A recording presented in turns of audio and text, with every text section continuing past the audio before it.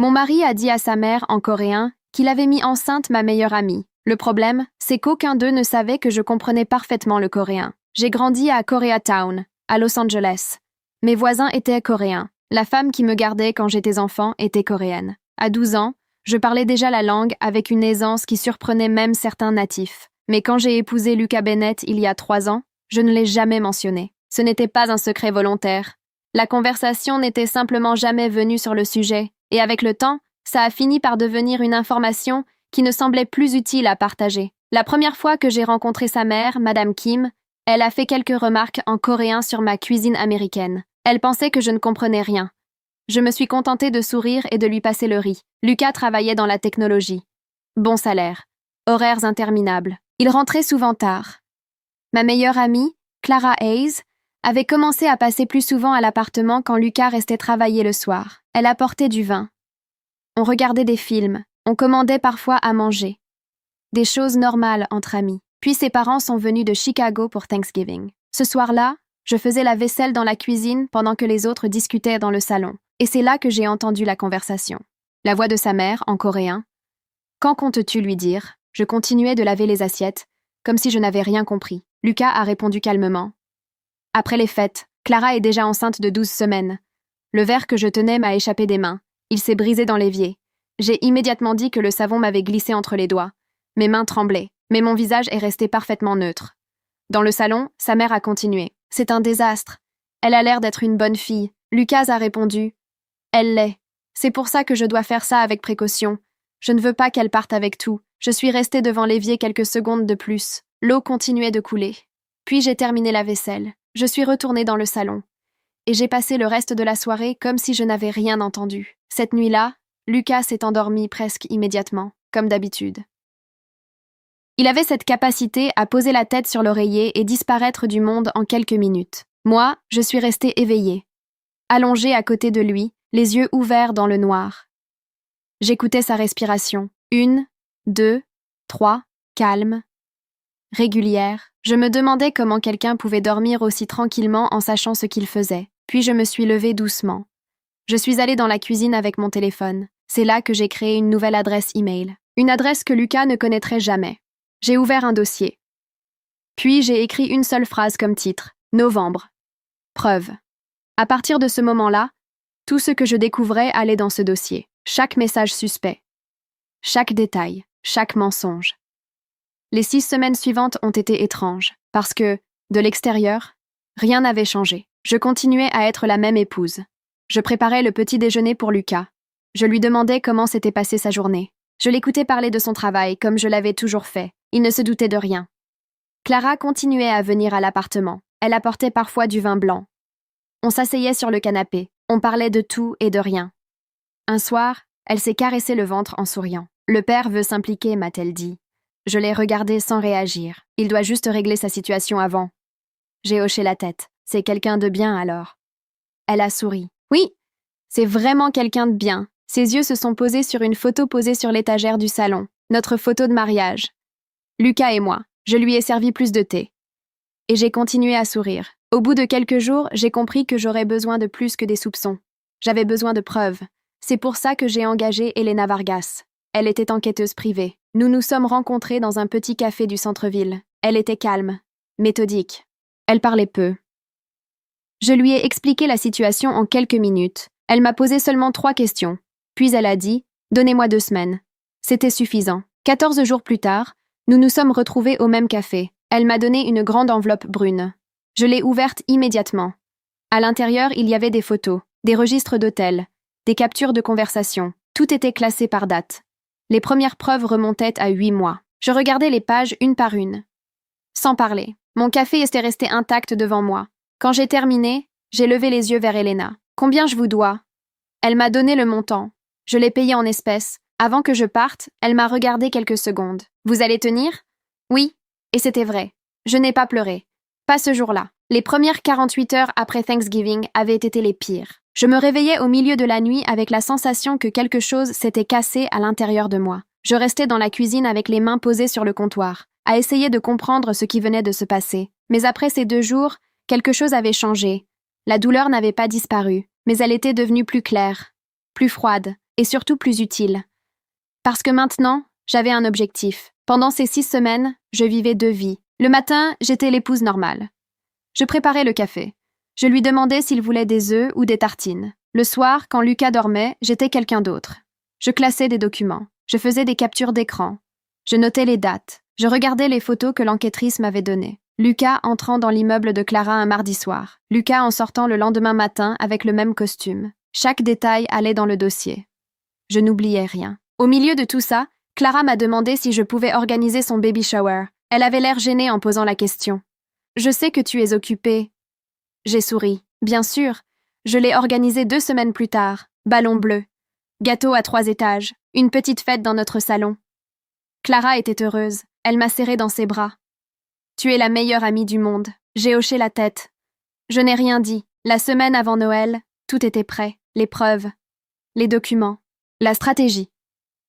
C'est à ce moment-là que j'ai organisé le dîner. J'ai invité tout le monde dans un restaurant italien du centre-ville. Mes parents. Les parents de Lucas, Clara. Lucas. À chacun, j'ai donné une raison différente. À mes parents, j'ai dit que je voulais passer une soirée en famille avant les fêtes. Aux parents de Lucas, j'ai écrit que j'avais une surprise pour leur fils. À Clara, j'ai envoyé un message simple. J'ai besoin de te voir ce soir. Et à Lucas, j'ai dit que je voulais célébrer notre anniversaire de mariage un peu en avance. Personne n'a posé de questions. Tout le monde a accepté. Le soir du dîner, je suis arrivée au restaurant à 18h15. La réservation était à 19h. J'avais besoin de ce temps. Je voulais être là avant tout le monde. Je me suis installée à la table. Le restaurant s'appelait Trattoria Firenze. Lucas m'avait emmenée ici pour notre premier anniversaire. Je me souvenais encore de cette soirée. La nappe blanche. Les bougies. Le collier qu'il avait sorti de sa poche en me demandant de fermer les yeux. À l'époque, je pensais vraiment que j'avais épousé quelqu'un de spécial. 3 ans plus tard, j'étais assise au même endroit avec un dossier de documents juridiques dans mon sac. J'ai commandé de l'eau minérale. Puis j'ai regardé mon téléphone. Elena m'avait envoyé un message à 17h. Tout est prêt. Appelez-moi si vous avez besoin. Je lui ai répondu.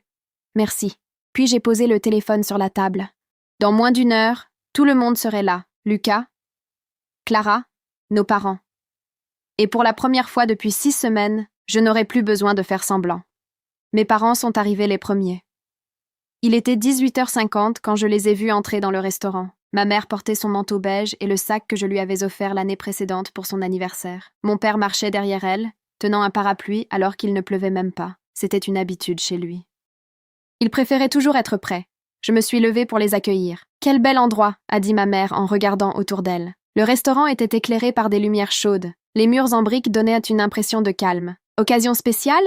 a demandé mon père. « Je voulais simplement dîner en famille. » ai-je répondu. Ils ont hoché la tête et se sont assis.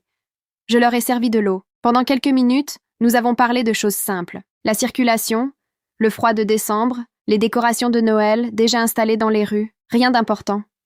Mais je regardais constamment la porte d'entrée. Les parents de Lucas sont arrivés 7 minutes plus tard. Madame Kim est entrée la première.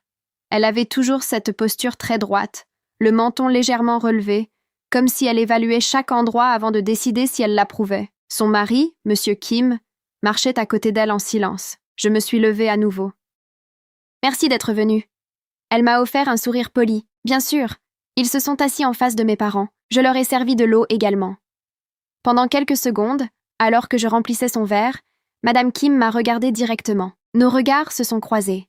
Elle a détourné les yeux la première. Clara est arrivée à 19h05. Elle portait une robe vert foncé qui arrivait au niveau des genoux. Son ventre était déjà visible. Ses cheveux étaient détachés, et elle portait les boucles d'oreilles dorées que je lui avais offertes pour son dernier anniversaire. Celui que nous avions célébré ensemble avec des margaritas et du guacamole fait maison. Je me suis levée pour la saluer. Je lui ai fait un câlin. Elle m'a serré contre elle avec affection. « Comment tu vas ?» m'a-t-elle demandé. « Bien. » Je lui ai montré la chaise à côté de moi. « Assieds-toi ici. » Pendant qu'elle s'installait, j'ai remarqué quelque chose. Madame Kim la regardait. Juste une seconde. Une expression rapide, presque imperceptible. Je l'ai vue. Clara, elle, ne l'a pas remarqué. Lucas est arrivé le dernier. 19h12. Il est entré dans le restaurant en ajustant sa veste, comme il le faisait toujours quand il arrivait un peu en retard quelque part. Ses yeux ont parcouru la salle jusqu'à ce qu'il me voie, puis il a souri. Pendant longtemps, ce sourire avait été la chose qui me rassurait le plus au monde. Il s'est approché de la table. Il a salué mes parents, puis les siens, et enfin, il s'est assis à ma gauche. Je pensais que tu arriverais plus tôt, ai-je dit. Il y avait du trafic sur la 15. Il a posé sa main sur la mienne. Je l'ai laissé là. Le serveur est arrivé quelques minutes plus tard pour prendre les commandes. Nous avons commandé du vin pour les adultes. De l'eau pétillante pour Clara. Mes parents ont choisi un risotto. Les parents de Lucas ont commandé des pâtes. Lucas a pris un steak, comme toujours. Moi, j'ai commandé le même plat que la première fois que j'étais venue ici avec lui. Des linguines au citron. Pas pour la nostalgie. Simplement parce que j'avais décidé de le faire il y a 3 semaines. Pendant que nous attendions les plats, la conversation est restée normale. On parlait du froid. Des plans pour Noël. Mon père a raconté une histoire à propos d'un voisin dont l'arbre était tombé sur le trottoir après une tempête. Tout le monde a ri. Moi aussi. Lucas semblait détendu. Je le voyais dans sa posture. Dans la façon dont il parlait à son père de quelque chose qui s'était passé au travail cette semaine. Il ne se doutait de rien. Depuis 3 semaines, il ne soupçonnait rien, parce que je ne lui avais donné aucune raison de se méfier. Je continuais à cuisiner pour lui. Je lui demandais comment se passaient ses journées. Je l'écoutais parler de ses projets. Et c'était ça qui était le plus difficile à comprendre. Parler avec lui restait facile. Je pouvais le regarder sans voir le monstre que j'imaginais devoir voir. Je voyais simplement Lucas. Le même Lucas que j'avais toujours connu. Et d'une certaine façon, c'était la chose la plus dure. Pas la colère. La normalité. Clara m'a touché le bras. Ça va? Tu es très silencieuse. Je réfléchis à la façon d'organiser la soirée. Elle a froncé les sourcils. Organiser? J'ai regardé toute la table. Il y a quelque chose que j'aimerais partager avec vous tous. Le silence s'est installé. Mais attendons que les plats arrivent. Ma mère m'a regardée avec curiosité. Lucas a levé un sourcil. Madame Kim s'est arrêtée de parler. Le serveur est arrivé avec les assiettes. Il les a déposées une par une sur la table. Personne ne parlait vraiment. Quand il a terminé, il m'a demandé si nous avions besoin de quelque chose d'autre. Non, merci. J'ai pris mon verre de vin. Je l'ai levé légèrement. J'aimerais faire un toast. Tout le monde a levé son verre. Clara a levé son verre d'eau. Lucas me regardait toujours. Je l'ai regardé aussi. Puis j'ai dit « Aux choses qu'on découvre quand on arrête de faire semblant de ne pas savoir ». Il y a eu un petit moment de silence. Ma mère a pensé que c'était une réflexion de fin d'année. « Santé », a-t-elle dit. Mon père a répété « Santé ». Les parents de Lucas ont fait la même chose. Madame Kim, une demi-seconde plus tard que les autres. Lucas a bu. Sans me quitter des yeux. Clara n'a pas bu. Elle me regardait comme si elle essayait de comprendre quelque chose. J'ai posé mon verre sur la table. Puis j'ai ouvert mon sac calmement. J'ai sorti 6 enveloppes. Toutes identiques. Toutes fermées. Je les ai distribuées une par une. D'abord à mes parents, ensuite aux parents de Lucas, puis une devant Lucas, et la dernière devant Clara. Personne ne parlait. « Vous ne savez pas encore ce qu'il y a dedans ?» ai-je dit. Je me suis appuyée contre ma chaise. « Je vais d'abord vous expliquer quelque chose. » Le restaurant continuait de vivre autour de nous. Des conversations, des couverts, de la musique italienne en fond. Mais à notre table, tout semblait silencieux. Je les ai regardés un par un. Puis j'ai dit « J'ai grandi à Koreatown. J'ai appris le coréen quand j'avais 12 ans. » Madame Kim a levé la tête brusquement. Quand j'ai épousé Lucas, je ne lui ai jamais dit. J'ai marqué une pause. Puis j'ai ajouté calmement « Le soir de Thanksgiving, pendant que je faisais la vaisselle, j'ai entendu une conversation en coréen entre Lucas et sa mère. Je me suis tournée vers elle. Vous lui avez demandé quand il allait me le dire. Le silence est devenu plus lourd. Il a répondu qu'il attendrait la fin des fêtes, parce que Clara était déjà enceinte de 12 semaines. Le père de Lucas a posé sa fourchette sur la table. Lucas ne bougeait pas. Il me regardait, comme s'il attendait que je fasse une erreur. Mais je n'en ferai pas, parce que je préparais ce moment depuis 6 semaines, et je n'avais plus rien à perdre. Le silence autour de la table est devenu lourd. Personne ne touchait à son assiette. Lucas avait toujours les mains posées sur la table. Il ne bougeait presque pas. Il me regardait comme s'il cherchait encore une sortie possible, mais il n'y en avait plus. Je me suis adressée à tout le monde. Depuis ce soir-là, j'ai commencé à tout documenter. Personne n'a ouvert les enveloppes. Pas encore. Ce que vous avez devant vous contient 8 mois de preuves, messages, photos, séjours à l'hôtel. Tout est classé par date. Mon père a été le premier à bouger. Il a pris l'enveloppe devant lui et l'a ouverte avec précaution, comme il le faisait toujours avec des documents importants. Il a sorti les feuilles une par une. Je regardais son visage pendant qu'il lisait. Je savais exactement à quel moment il comprendrait.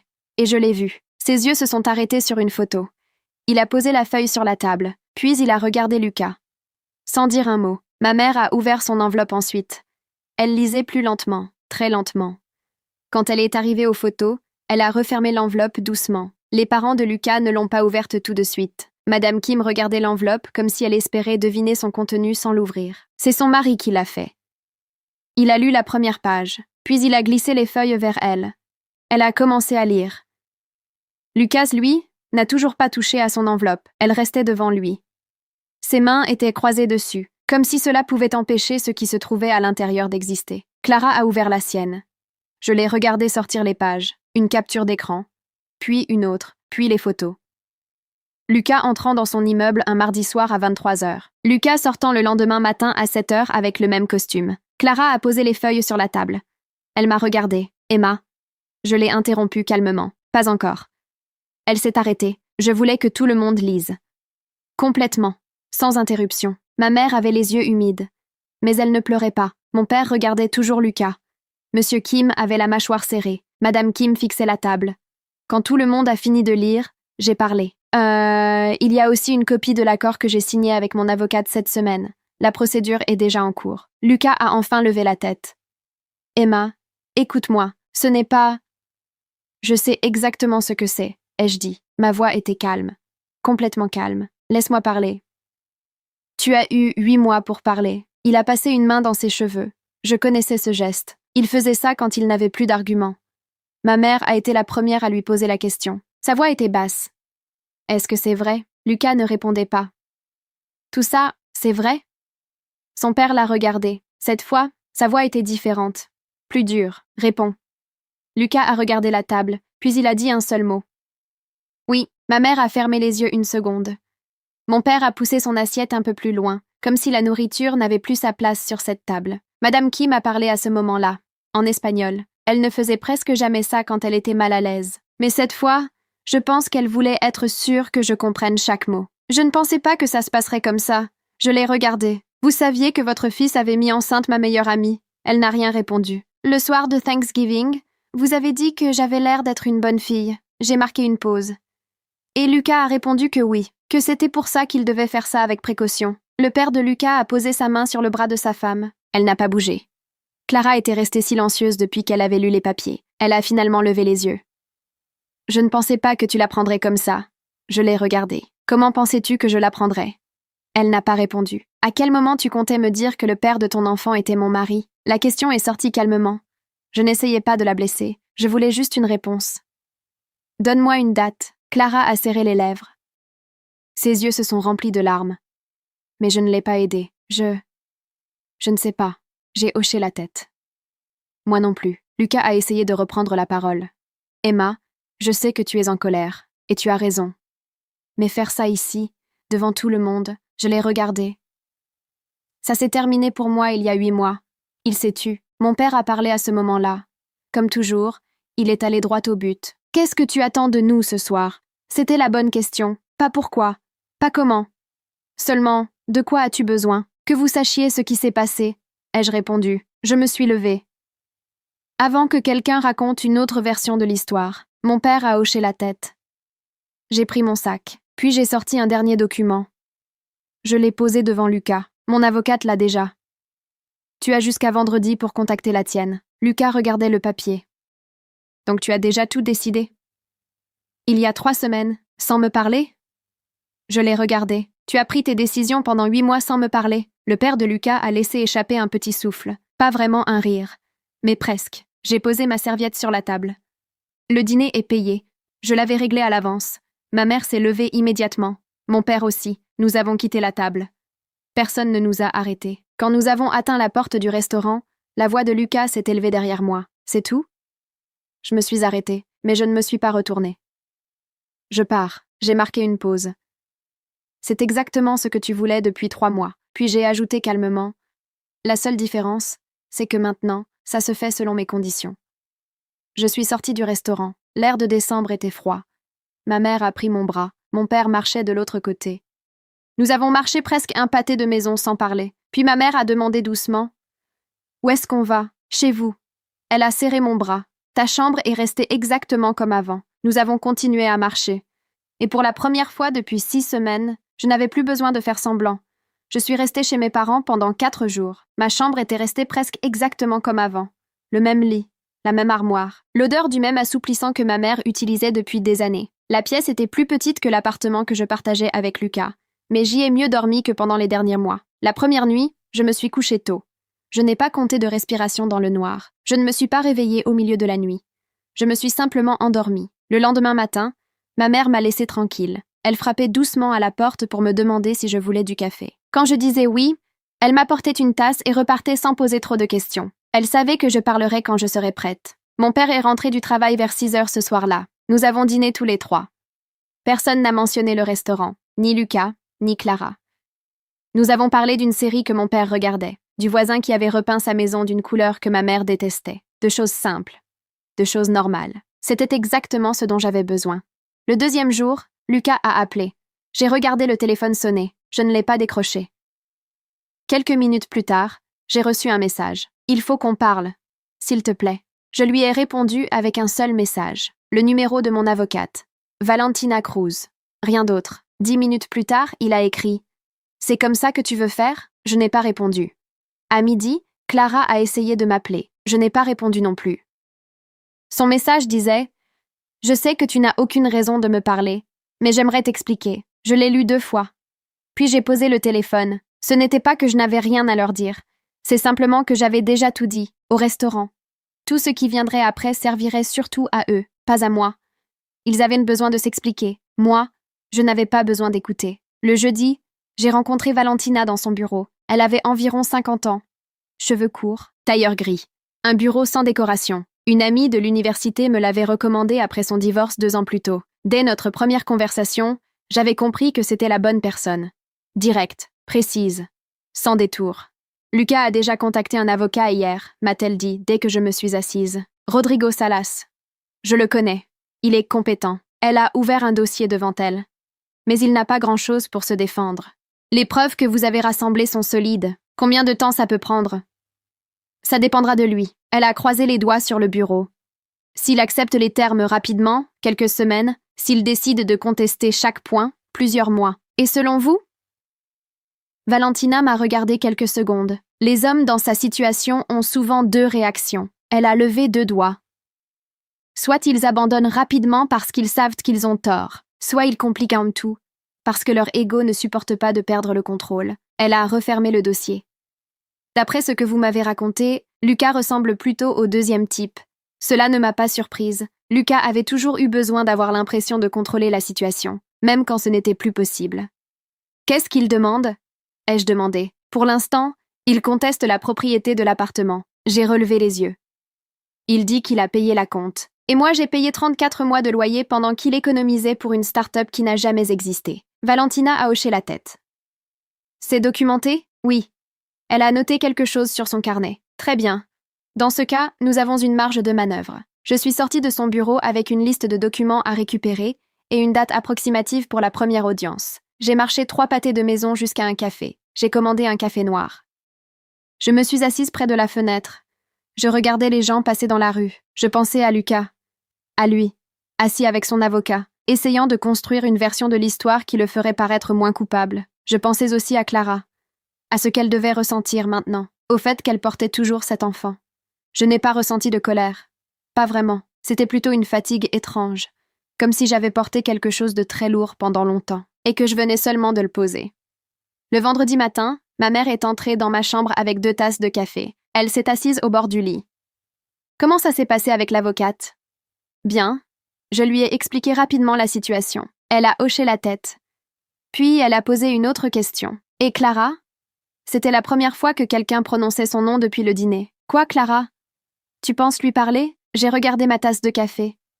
Pas maintenant. Ma mère a pris une gorgée. Je comprends. Elle est restée silencieuse un moment. Puis elle a ajouté doucement, je suppose que c'est différent. Parce que c'était ton amie. J'ai réfléchi quelques secondes. Oui, j'ai levé les yeux vers elle. Lucas m'a trahi comme mari. J'ai marqué une pause. Clara m'a trahi d'une autre manière. Je n'avais jamais dit ça à voix haute avant. Avec Lucas, il y a un processus, un divorce, des papiers, des règles. Je me suis appuyée contre le mur. Avec Clara, il n'y a rien de tout ça. Ma mère m'écoutait sans m'interrompre. Elle était assise dans mon salon. Elle buvait le thé que je lui servais. Elle me regardait organiser sa fête pour le bébé. En sachant tout, je me suis arrêtée. Il n'y a pas de formulaire pour ça. Ma mère a hoché la tête doucement. Non, puis elle a posé sa main sur la mienne. Mais tu n'as pas besoin de résoudre ça aujourd'hui. Je savais qu'elle avait raison. Certaines choses prennent plus de temps. Ce même jour, vers 16 heures, j'ai reçu un message inattendu, de Madame Kim. Le message était court. Il était écrit en espagnol. Ce que nous avons fait était mal. Je ne vais pas te demander de le comprendre. Je voulais seulement que tu le saches. Je l'ai relu plusieurs fois. Je n'ai pas répondu, mais je ne l'ai pas supprimé non plus. Le soir même, je suis retournée à l'appartement pour la première fois depuis le dîner. Lucas n'était pas là. Nous avions convenu avec Valentina qu'il serait absent entre 18h et 20h, pour que je puisse récupérer mes affaires tranquillement. Je suis entrée avec ma clé. L'appartement était silencieux. Je suis allée directement à la chambre. J'avais fait une liste 3 jours plus tôt. Des vêtements, mes documents, quelques livres. 2 tableaux que j'avais achetés avant le mariage. La cafetière italienne que ma grand-mère m'avait offerte. Rien d'autre. Tout le reste pouvait être réglé plus tard, par les avocats. J'ai mis 50 minutes. Quand j'ai terminé, je suis restée debout quelques instants dans le salon. La photo de mariage était toujours sur l'étagère. La même photo que Clara avait regardée pendant qu'elle me disait que le père de son bébé était un homme bien. Je l'ai laissée là, pas parce qu'elle ne comptait pas, mais parce qu'elle ne m'appartenait plus. J'ai fermé la porte derrière moi. J'ai gardé la clé dans mon sac, et je suis repartie, sans me retourner. Pour la première fois depuis longtemps, je savais exactement où j'allais. Je n'ai pas laissé la clé dans la serrure. Je l'ai simplement glissée dans mon sac et je suis descendue jusqu'à la voiture. Les cartons étaient légers, quelques vêtements, quelques livres, la cafetière de ma grand-mère. Rien qui ressemblait à une vie entière. Je les ai posés sur le siège arrière. Puis j'ai démarré. Je suis retournée chez mes parents sans m'arrêter. L'appartement où je vis maintenant, je l'ai trouvé un mardi après-midi. Petit. Une chambre. Un salon avec cuisine ouverte. Une salle de bain avec une fenêtre. 3e étage, sans ascenseur. Il était à 8 pâtés de maison de mon nouveau travail et à 21 minutes en métro de la maison de mes parents. Le prix était raisonnable. Je l'ai visité le lendemain. J'ai signé le contrat la même semaine. Ma mère aurait préféré que je reste plus longtemps chez eux. Je lui ai expliqué que j'avais besoin d'un endroit qui soit vraiment à moi, pas un endroit provisoire. Un endroit où mes affaires resteraient là demain. Elle a compris, même si ça lui faisait un peu de peine. Le travail est arrivé avant l'appartement. Pendant les 6 semaines où je préparais tout en silence, j'avais recommencé à contacter des personnes avec qui j'avais travaillé avant mon mariage. J'ai envoyé des messages, mis à jour mon profil professionnel, passé 2 entretiens. Le deuxième était avec une entreprise de design d'intérieur. Ils cherchaient quelqu'un pour coordonner des projets. Ce n'était pas exactement mon domaine d'origine, mais j'avais étudié le design avant que Lucas me convainque de travailler à la maison. À l'époque, ça semblait pratique. Pour lui surtout. Pour moi, ça avait signifié 3 ans à dépendre de son salaire, 3 ans à perdre un peu de pratique. Pendant l'entretien, on m'a demandé pourquoi j'avais arrêté de travailler dans le secteur. J'ai pris une seconde, puis j'ai répondu simplement « Maintenant, je suis prête à reprendre ». Ils m'ont appelé 4 jours plus tard. J'ai commencé le lundi suivant. Le premier mois a été intense. Apprendre les méthodes de travail, les clients, les logiciels, mais c'était une difficulté normale. Le genre de difficulté qui se résout avec du travail, pas celle qui vous réveille à 3 heures du matin sans solution. Ma responsable s'appelait Marcela Torres, 40 ans passés. 2 enfants. Une manière très directe de travailler. Elle ne donnait jamais d'instructions vagues. Je l'ai appréciée dès le premier jour.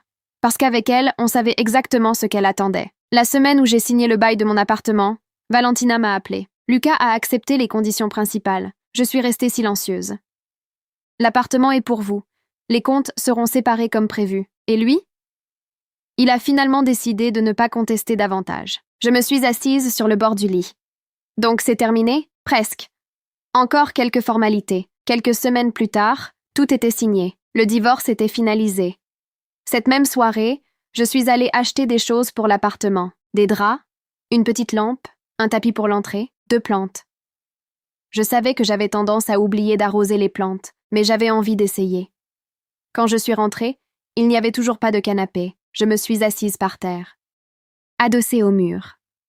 J'ai regardé la pièce vide pendant un moment. Ce n'était pas un moment dramatique, juste un moment simple. Je pensais aux 6 semaines avant le dîner, aux nuits passées à classer des preuves pendant que Lucas dormait, aux petits gestes quotidiens qui cachaient un plan entier. Certaines personnes m'ont dit plus tard que j'avais été froide, que continuer à cuisiner pour lui pendant ces semaines devait être impossible. Mais pour moi, c'était la seule façon de sortir de cette situation correctement. Si j'étais partie le jour même de Thanksgiving, je serais partie sans plan, sans preuve, sans contrôle. 6 semaines me semblaient un prix raisonnable. Quelques mois ont passé. Le travail est devenu plus stable. L'appartement aussi. J'ai acheté un canapé bleu foncé avec l'aide d'une collègue devenue amie. Les 2 plantes étaient toujours en vie. Contre toute attente. Je dînais chez mes parents presque tous les vendredis. On parlait de choses simples. De leur jardin, de mon travail, de la série que mon père regardait. La vie avait retrouvé un rythme normal. Je n'ai plus jamais parlé à Clara. Elle a essayé d'envoyer 2 messages au début. Je ne les ai jamais ouverts. Avec le temps, j'ai cessé de penser à elle tous les jours. Parfois son souvenir revenait. La Clara d'avant, celle qui venait avec une bouteille de vin pour regarder des films, pas celle qui avait menti. Ces souvenirs existent encore, mais ils ne contrôlent plus rien. 1 an plus tard, je me suis retrouvée assise dans un avion, direction Séoul. Mon entreprise avait gagné un projet avec une chaîne d'hôtels coréenne. Marcella avait proposé mon nom pour le voyage. Pour 2 raisons. Le projet que j'avais mené quelques mois plus tôt, et la langue. Quand je suis arrivée à la réunion, j'ai salué l'équipe en coréen. Le directeur m'a regardée avec surprise. « Votre coréen est très bon. » J'ai souri. J'ai grandi à Koreatown.